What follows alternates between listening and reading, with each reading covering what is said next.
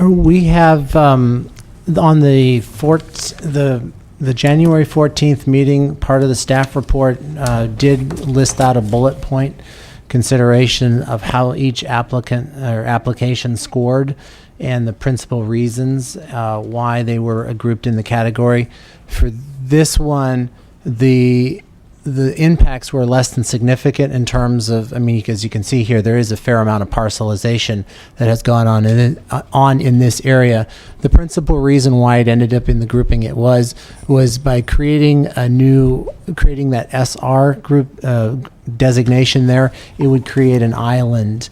And one of the policies was to kind of reduce islanding and other small spot zoning in the general plan. And that's the principal reason why it ended up in this category. I believe we had originally asked for the inappropriate zoning when we filled out our paperwork. Phil Gorney told us we could hand in an amended one, which we did. What we ended up originally asking for was the parcels that could end up having 15 homes on that one plot right now. That's not what we wanted to do. And that is correct. With the subsequent request was to go to, instead of SR, to RR1, right. Which would indeed reduce the number of parcels down to 4. That's why it was still in group 3, not because of the impacts to the area, but just because, again, that would be an RR1 located as an island separated from the RR5. It still did not meet the plan consistency test. And that was. But as far as the EIR's study of this particular request, it's finding less than significant impacts. That is correct. I guess so. Technical question is: are these enumerated separately in the EIR? And if so, then as folks can follow along, as somebody comes up and says, "I'm talking about request A in this parcel," where can they find it in the EIR? So if we have that available so folks can follow along and know exactly what we're talking about. Yeah, we'll defer to Patrick Angel, who's actually looking it up right now.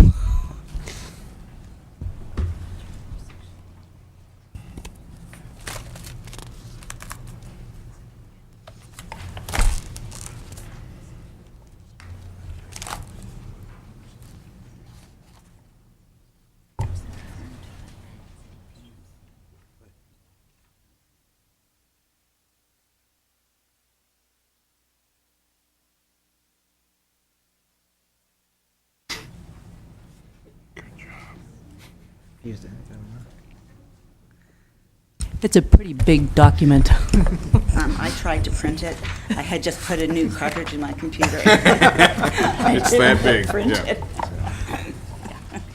yeah. Good afternoon, Board. Patrick Angel from PMC. The technical discussion of these alternative requests, if you want a particular page citation, actually starts on draft EIR page 6.0-27 and goes on for almost the rest of that entire section. There's a figure in the draft EIR that shows these sites. This particular one is labeled as P, and that's figure 6.0-2, and that's the very last page of the section 6 piece of the draft EIR if you're specifically looking for it.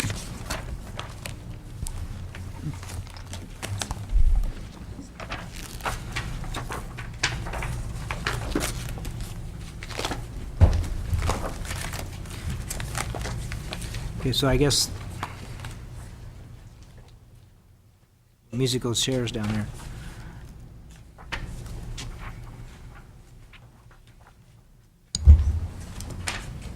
So then the discussion in regard to P of itself, where is that found in section 6?